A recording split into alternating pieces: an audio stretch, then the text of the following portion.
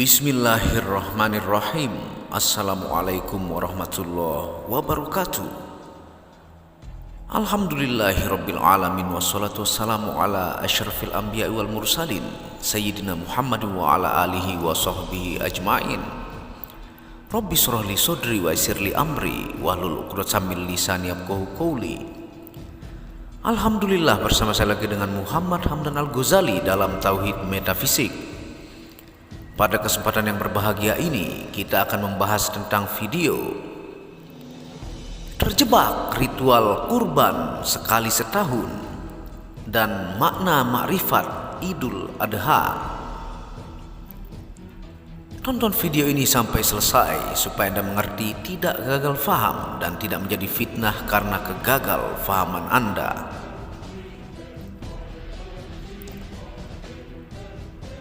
Ajaran berkurban dimiliki oleh semua agama dan kepercayaan. Tanpa pengorbanan, dipercayai kehidupan semakin tidak harmonis. Dalam pemahaman agama dikenal adanya tingkatan-tingkatan, yakni syariat, tarikat, hakikat, dan makrifat. Antara keempatnya terdapat perbedaan yang sangat mencolok yang bisa dikategorikan bainas samawati wal ardh, yaitu perbedaannya antara bumi dan langit. Syariat bisa difahami sebagai ajaran agama yang mengatur wujud zahir manusia. Baru tarikat atau thariqah atau jalan atau proses dari syariat menuju hakikat. Baru setelah itu hakikat, yakni esensi atau hal-hal yang menyangkut isi dari agama. Kemudian makrifat, yaitu mengenal Allah dengan sebenar-benarnya kenal. Dengan kata lain, syariah adalah kulit, thariqah atau tarikat adalah transisi, hakikat adalah isi, sedangkan makrifat pengetahuan yang sebenarnya. Dan ternyata pemahaman kita tentang ajaran yang sering kita lakoni setiap hari umumnya memang hanya terkait dengan kulit, lapisan luar, dasar, elementer, atau pada tingkatan SD sekolah dasar. Hal demikian sering terjadi karena aspek ibadah yang dipandang oleh manusia hanyalah apa yang bisa dilihat oleh mata dan dirasakan oleh indera lainnya. Kalaulah hal tersebut berlangsung pada seseorang secara terus-menerus, maka kesimpulannya adalah sebuah kesalehan. Di masa supermodern seperti saat ini, manusia sudah disibukkan dengan berbagai kompleksitas kehidupan sehingga tidak memiliki waktu cukup untuk menukik ke tingkat hakikat, apalagi makrifat. Pragmatisme dan hedonisme mengantarkan manusia untuk mencari yang paling praktis dan paling enak tanpa harus berpikir apakah hal-hal tersebut memberikan manfaat atau tidak. Tidak heran bila dalam kenyataan siswa dan mahasiswa lebih suka nyontek dibanding belajar. Yang penting nilainya bagus meski kenyataannya tidak becus. Ada politisi lebih suka mengambil jalan pintas meskipun tidak pantas. Ada pula pegawai yang mengamini korupsi meski bertentangan dengan hak asasi. Dengan demikian, sebuah capaian yang tertinggi akhirnya hanya terukur pada kenyataan-kenyataan yang bersifat lahiriah. Orang dinilai pandai manakala semua nilainya A. Dermawan adalah yang sering menggelontorkan hartanya buat orang lain. Orang kaya terlihat dari kekayaannya yang menggunung. Pejabat yaitu mereka yang menduduki pangkat tinggi. Sangat jarang terfikir bahwa orang pandai adalah mereka yang berilmu dan mengamalkan ilmunya. Dermawan selalu memberikan hartanya dengan penuh keikhlasan. Orang kaya mendapatkan hartanya via jalan yang halal dan pejabat adalah mereka yang memegang amanah rakyat. Demikian juga nasib Idul Kurban atau Idul Adha.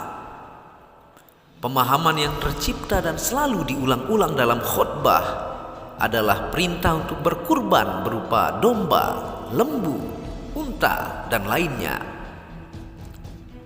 Agama mengajarkan hal tersebut agar manusia tidak lupa untuk berkurban. Setelah itu sang ustaz dengan gayanya yang elegan menuntun sapi bersama sang penyumbang ke tempat penyembelihan. Sebelumnya klik, acara foto bersama kambing, lembu, dan onta yang akan dikorbankan. Lebih norak lagi, sehari sebelum hari H, para kambing dan lembu tersebut ditulisi dengan spidol besar nama orang yang berkurban. Jadilah ada lembu Muhammad, kambingnya Ahmad, onta si Fulan, atau domba Abdullah. Kebanggaan akan muncul manakala banyak mata memandang siapa mengorbankan apa. Makin besar nilai korbannya, makin mantap jiwa keimanannya. Bahkan biar kelihatan terpandang, maka ada yang melakukan kurban keroyokan. Satu sapi dibagi 6 atau 8, dan sang penyembelih harus menyebut berbagai nama dimaksud sebelum meletakkan pisaunya di leher sang sapi.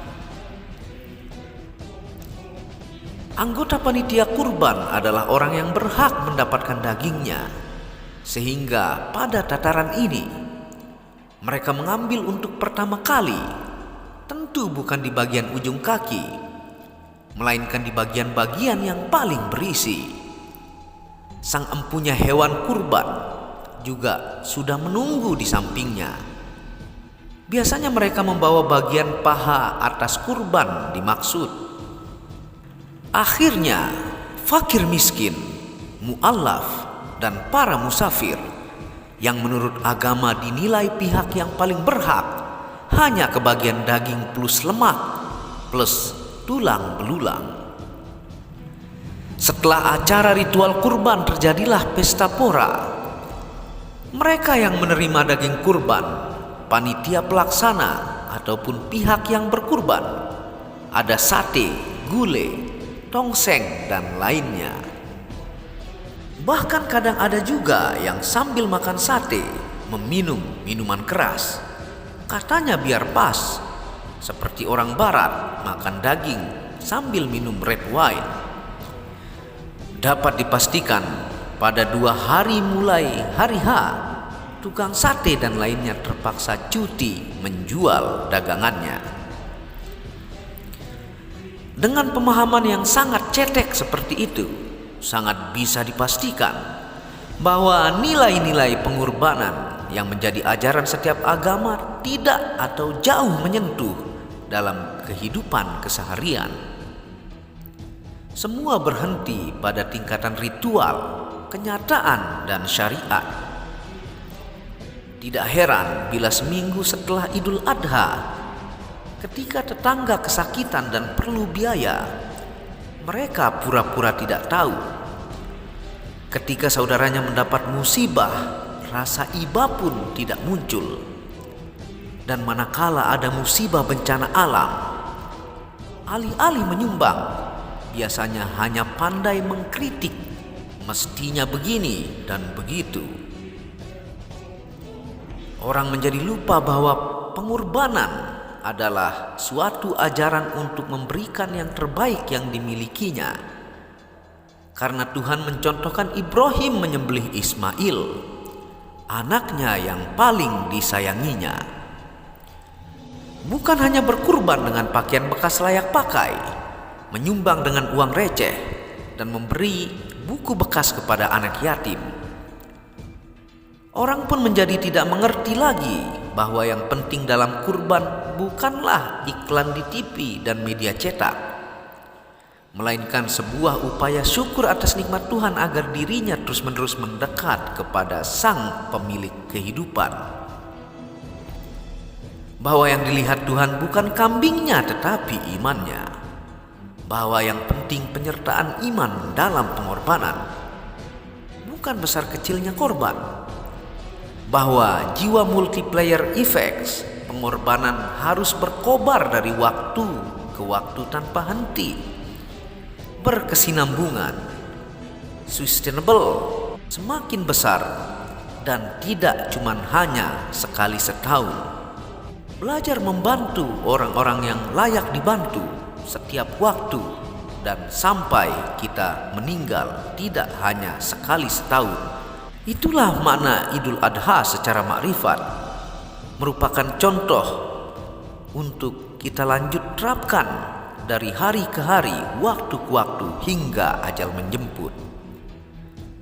Manakala kita semua terjebak dalam ritualisme syariat, ajaran kurban, maka manfaat kurban hanya sampai pada perut yang membuncit dan akan lenyap dalam hitungan jam dan hari.